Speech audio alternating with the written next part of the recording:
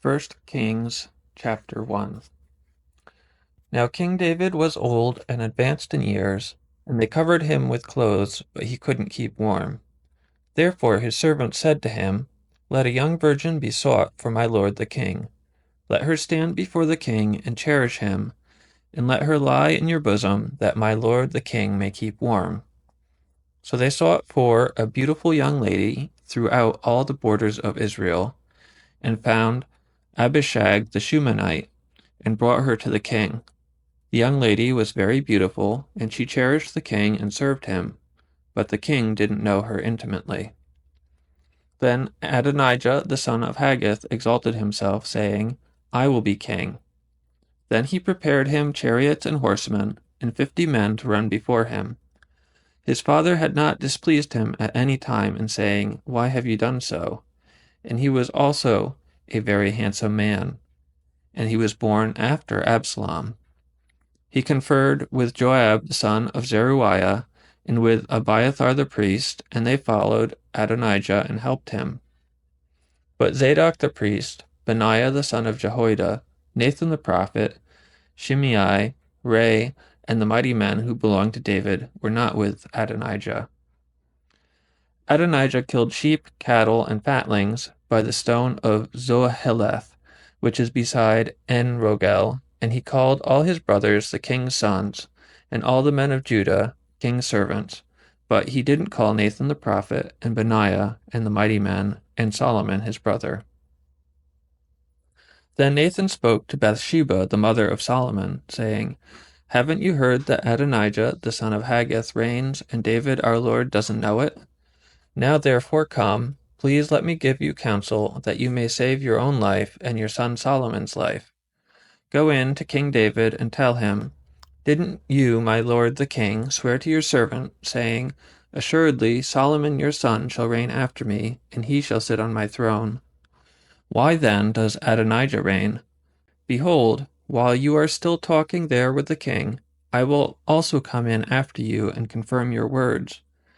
Bathsheba went in to the king in his room. The king was very old, and Abishag the Shunammite was serving the king. Bathsheba bowed and showed respect to the king. The king said, What would you like? She said to him, My lord, you swore by Yahweh your God to your servant, Assuredly Solomon your son shall reign after me, and he shall sit on my throne. Now behold, Adonijah reigns, and you, my lord the king, don't know it. He has slain cattle and fatlings and sheep in abundance, and has called all the sons of the king, Abiathar the priest, and Joab the captain of the army, but he hasn't called Solomon your servant. You, my lord the king, the eyes of all Israel are on you, that you should tell them who will sit on the throne of my lord the king after him. Otherwise it will happen when my lord the king sleeps with his fathers, that I and my son Solomon will be considered criminals. Behold, while she was still talking with the king, Nathan the prophet came in. They told the king, saying, Behold, Nathan the prophet. When he had come in before the king, he bowed himself before the king with his face to the ground. Nathan said, My lord king, have you said Adonijah shall reign after me, and he shall sit on my throne? For he has gone down today, and has slain cattle, fatlings, and sheep in abundance, and has called all the king's sons, the captains of the army, and Abiathar the priest. Behold, they are eating and drinking before him, and saying, Long live King Adonijah. But he hasn't called me, even me, your servant, Zadok the priest, Benaiah the son of Jehoiada, and your servant Solomon. Was this thing done by my lord the king, and you haven't shown to your servants who would sit on the throne of my lord the king after him? Then David answered, Call Bathsheba in to me. She came into the king's presence and stood before the king. The king bowed and said, As Yahweh lives, who has redeemed my soul out of all adversity, most certainly, as I swore to you by Yahweh, the God of Israel, saying, Assuredly Solomon your son shall reign after me, and he shall sit on my throne in my place, I will most certainly do this today. Then Bathsheba bowed with her face to the earth, and showed respect to the king, and said, Let my lord King David live forever. King David said, Call to me Zadok the priest, Nathan the prophet, and Benaiah the son of Jehoiada. They came before the king. The king said to them, Take with you the servants of your lord, and cause Solomon my son to ride on my own mule, and bring him down to Gihon. Let Zadok the priest and Nathan the prophet anoint him there king over Israel. Blow the trumpet, and say, Long live King Solomon. Then come up after him, and he shall come and sit on my throne, for he shall be king in my place. I have appointed him to be prince over Israel and over Judah. Benaiah the son of Jehoiada answered the king and said, Amen. May Yahweh, the God of my lord the king, say so. As Yahweh has been with my lord the king, even so may he be with Solomon, and make his throne greater than the throne of my lord King David. So Zadok the priest, Nathan the prophet, Benaiah the son of Jehoiada, and the Kerethites and Pelethites went down and had Solomon ride on King David's mule, and brought him to Gihon. Zadok the priest took the horn of oil from the tent and anointed Solomon. They blew the trumpet, and all the people said, Long live King Solomon. All the people came up after him, and the people piped with pipes and rejoiced with great joy, so that the earth shook with their sound. Adonijah and all the guests who were with him heard it as they had finished eating. When Joab heard the sound of the trumpet, he said, Why is this noise of the city being in an uproar? While he yet spoke, behold, Jonathan the son of Abiathar the priest came, and Adonijah said, Come in, for you are a worthy man, and bring good news. Jonathan answered Adonijah, Most certainly our lord King David has made Solomon king. The king has sent with him Zadok the priest, Nathan the prophet, Benaiah the son of Jehoiada, and the Kerethites and Pelethites, and they have caused him to ride on the king's mule. Zadok the priest and Nathan the prophet have anointed him king in Gihon. They have come up from there rejoicing, so that the city rang again. This is the noise that you have heard. Also Solomon sits on the throne of the kingdom. Moreover, the king's servants came to bless our lord King David, saying, May your God make the name of Solomon better than your name, and make his throne greater than your throne. And the king bowed himself on the bed. Also, thus says the king, Blessed be Yahweh, the God of Israel, who has given one to sit on my throne today, my eyes even seeing it. All the guests of Adonijah were afraid and rose up, and each man went his way.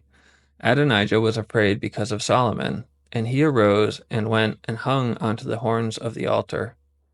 Solomon was told, Behold, Adonijah fears King Solomon, for behold, he is hanging onto the horns of the altar, saying, Let King Solomon swear to me first that he will not kill his servant with a sword.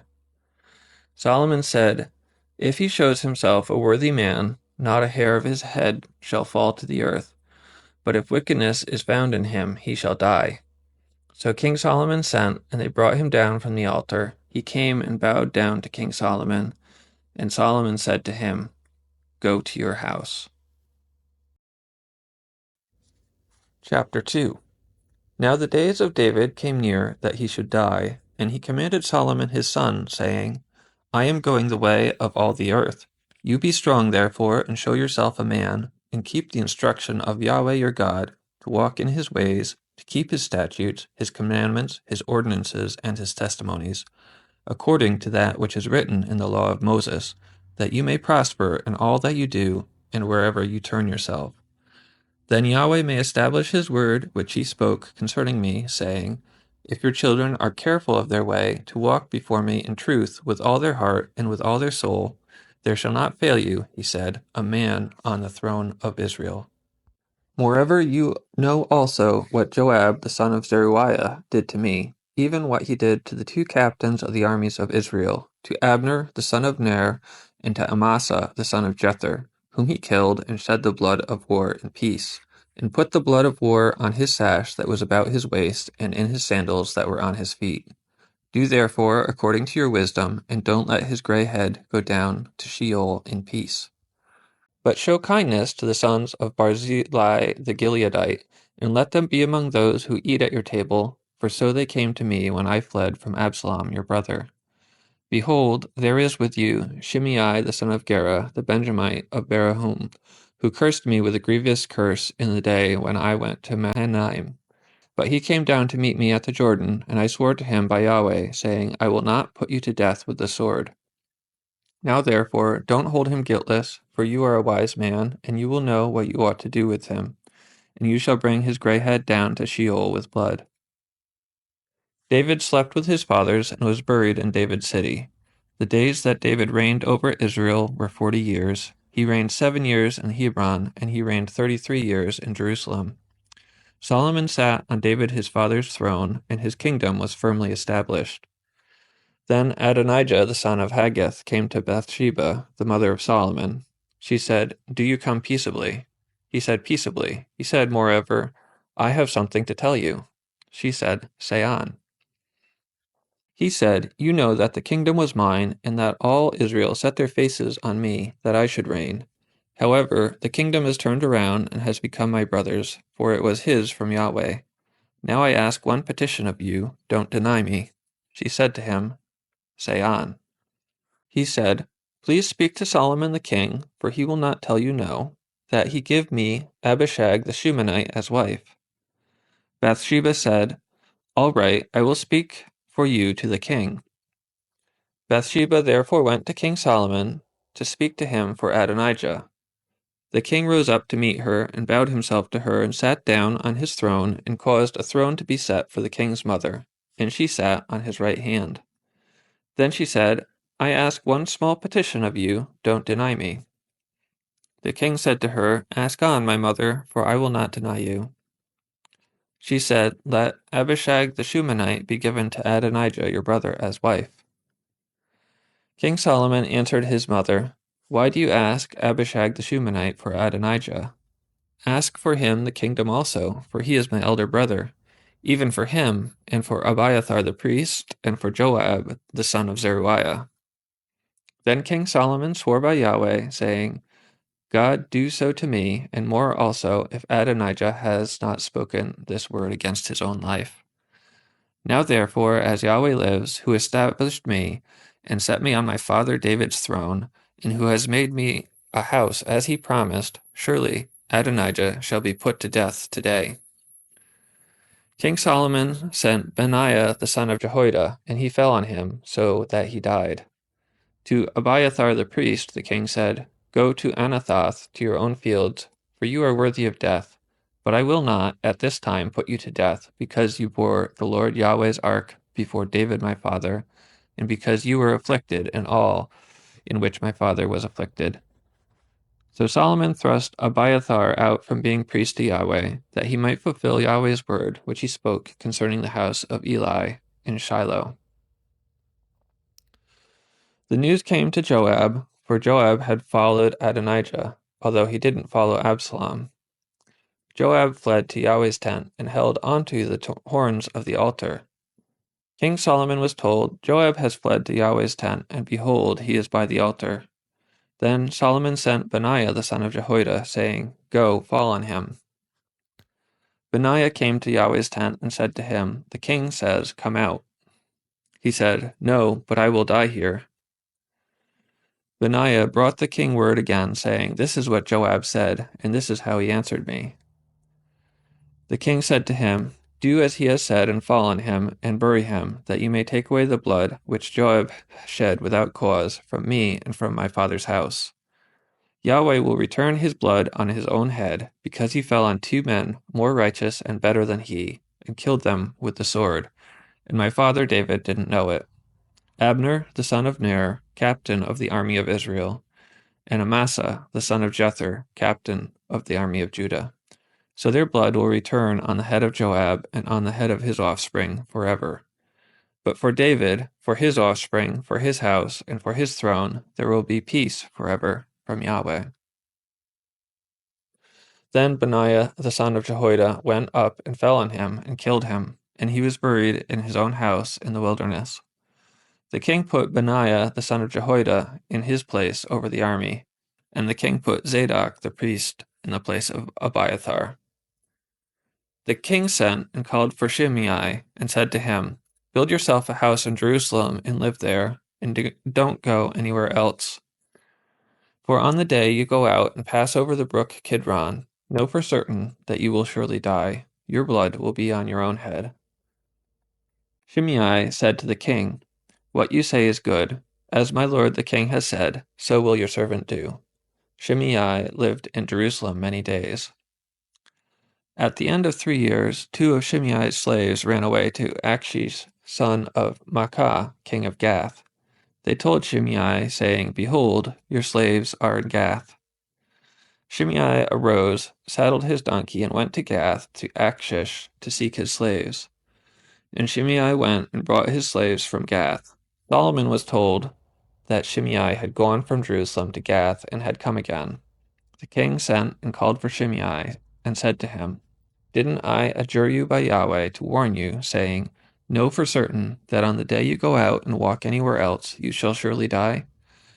You said to me, 'The saying I have heard is good.' Why then have you not kept the oath of Yahweh and the commandment that I have instructed you with?" The king said moreover to Shimei, "You know in your heart all the wickedness that you did to David my father. Therefore Yahweh will return your wickedness on your own head. But King Solomon will be blessed, and David's throne will be established before Yahweh forever." So the king commanded Benaiah the son of Jehoiada, and he went out and fell on him, so that he died. The kingdom was established in the hand of Solomon. Chapter 3. Solomon made a marriage alliance with Pharaoh, king of Egypt. He took Pharaoh's daughter and brought her into David's city until he had finished building his own house, Yahweh's house, and the wall around Jerusalem. However, the people sacrificed in the high places because there was not yet a house built for Yahweh's name. Solomon loved Yahweh, walking in the statutes of David his father, except that he sacrificed and burned incense in the high places. The king went to Gibeon to sacrifice there, for that was the great high place. Solomon offered 1,000 burnt offerings on that altar. In Gibeon, Yahweh appeared to Solomon in a dream by night, and God said, "Ask for what I should give you." Solomon said, "You have shown to your servant David, my father, great loving kindness, because he walked before you in truth, in righteousness, and in uprightness of heart with you. You have kept for him this great loving kindness, that you have given him a son to sit on his throne, as it is today. Now, Yahweh my God, you have made your servant king instead of David my father. I am just a little child. I don't know how to go out or come in. Your servant is among your people which you have chosen, a great people that can't be numbered or counted for multitude. Give your servant, therefore, an understanding heart to judge your people, that I may discern between good and evil, for who is able to judge this great people of yours?" This request pleased the Lord, that Solomon had asked this thing. God said to him, "Because you have asked this thing, and have not asked for yourself long life, nor have you asked for riches for yourself, nor have you asked for the life of your enemies, but have asked for yourself understanding to discern justice. Behold, I have done according to your word. Behold, I have given you a wise and understanding heart, so that there has been no one like you before you, and after you none will arise like you. I have also given you that which you have not asked, both riches and honor, so that there will not be any among the kings like you for all your days. If you will walk in my ways to keep my statutes and my commandments, as your father David walked, then I will lengthen your days." Solomon awoke, and behold, it was a dream. Then he came to Jerusalem and stood before the ark of Yahweh's covenant, and offered up burnt offerings, offered peace offerings, and made a feast for all his servants. Then 2 women who were prostitutes came to the king and stood before him. The one woman said, "O my lord, I and this woman dwell in one house. I delivered a child with her in the house. The 3rd day after I delivered, this woman delivered also. We were together. There was no stranger with us in the house, just 2 of us in the house. This woman's child died in the night because she lay on it. She arose at midnight and took my son from beside me while your servant slept, and laid it in her bosom, and laid the dead child in my bosom. When I rose in the morning to nurse my child, behold, he was dead. But when I had looked at him in the morning, behold, it was not my son whom I bore." The other woman said, "No, but the living one is my son, and the dead one is your son." The first one said, "No, but the dead one is your son, and the living one is my son." They argued like this before the king. Then the king said, "One says, 'This is my son who lives, and your son is the dead one.' And the other says, 'No, but your son is the dead one, and my son is the living one.'" The king said, "Get me a sword." So they brought a sword before the king. The king said, "Divide the living child in two, and give half to the one and half to the other."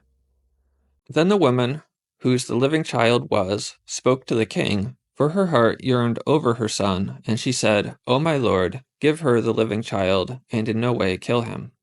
But the other said, "He shall be neither mine nor yours. Divide him." The king answered, "Give the first woman the living child, and definitely do not kill him. She is his mother." All Israel heard of the judgment which the king had judged, and they feared the king, for they saw that the wisdom of God was in him to do justice. Chapter 4. King Solomon was king over all Israel.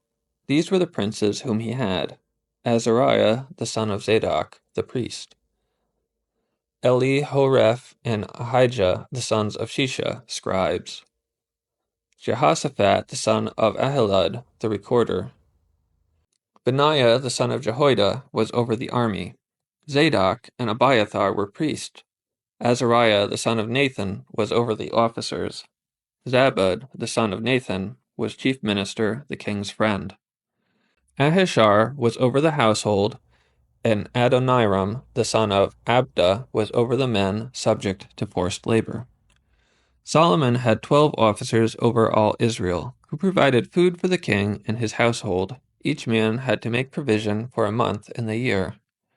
These are their names: Ben-Hur in the hill country of Ephraim, Ben-Deker and Makaz, in Shalbim, Beth-Shemesh, and Elon Beth-Hanan, Ben-Hesed, and Arubath, Sakah, and all the lands of Hepher belonged to him.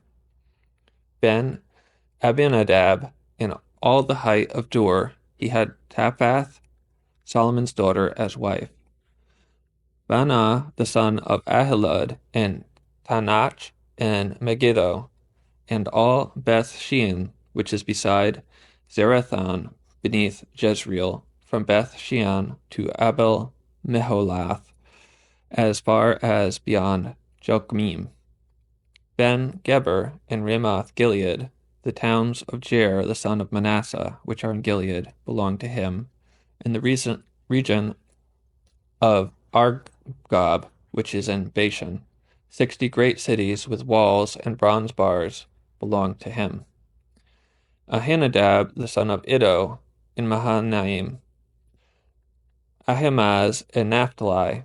He also took Basemath, the daughter of Solomon, as wife; Baanah the son of Hushai in Asher and Beliath; Jehoshaphat the son of Paruah in Issachar; Shimei the son of Elah in Benjamin; Geber the son of Uri in the land of Gilead, the country of Sihon king of the Amorites, and of Og king of Bashan, and he was the only officer who was in the land.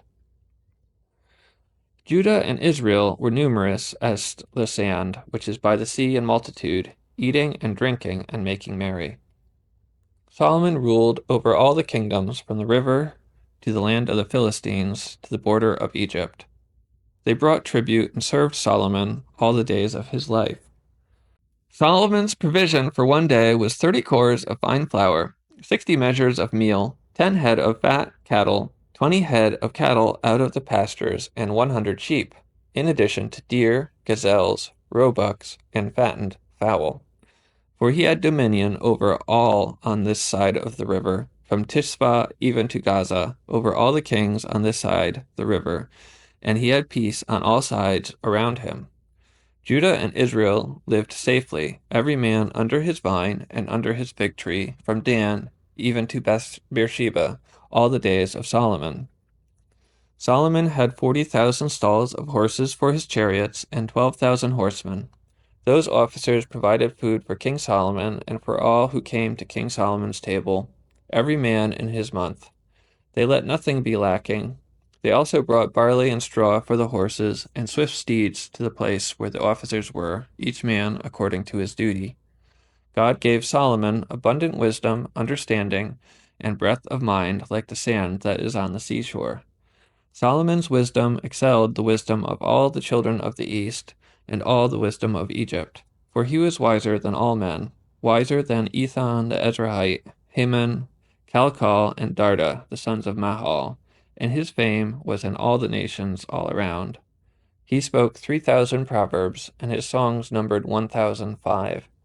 He spoke of trees, from the cedar that is in Lebanon, even to the hyssop that grows out of the wall. He also spoke of animals, of birds, creeping things, and of fish. People of all nations came to hear the wisdom of Solomon, sent by all the kings of the earth who had heard of his wisdom. Chapter 5. Hiram king of Tyre sent his servants to Solomon, for he had heard that they had anointed him king in the place of his father, and Hiram had always loved David. Solomon sent to Hiram, saying, You know that David my father could not build a house for the name of Yahweh his God, because of the wars which are around him on every side, until Yahweh put his enemies under the soles of his feet. But now Yahweh my God has given me rest on every side. There is no enemy and no evil occurrence. Behold, I intend to build a house for the name of Yahweh my God, as Yahweh spoke to David my father, saying, Your son, whom I will set on your throne in your place, shall build the house for my name. Now therefore command that cedar trees be cut for me out of Lebanon. My servants will be with your servants, and I will give you wages for your servants according to all that you say. For you know that there is nobody among us who knows how to cut timber like the Sidonians. When Hiram heard the words of Solomon, he rejoiced greatly, and said, Blessed is Yahweh today, who has given to David a wise son to rule over this great people. Hiram sent to Solomon, saying, I have heard the message which you have sent to me. I will do all your desire concerning timber of cedar and concerning cypress timber. My servants will bring them down from Lebanon to the sea. I will make them into rafts to go by sea to the place that you specify to me, and will cause them to be broken up there, and you will receive them. You will accomplish my desire in giving food for my household. So Hiram gave Solomon cedar timber and cypress timber according to all his desire. Solomon gave Hiram 20,000 cores of wheat for food to his household, and 20 cores of pure oil. Solomon gave this to Hiram year by year. Yahweh gave Solomon wisdom as he promised him. There was peace between Hiram and Solomon, and the two of them made a treaty together.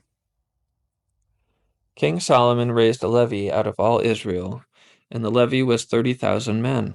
He sent them to Lebanon, 10,000 a month by courses. For a month they were in Lebanon, and 2 months at home.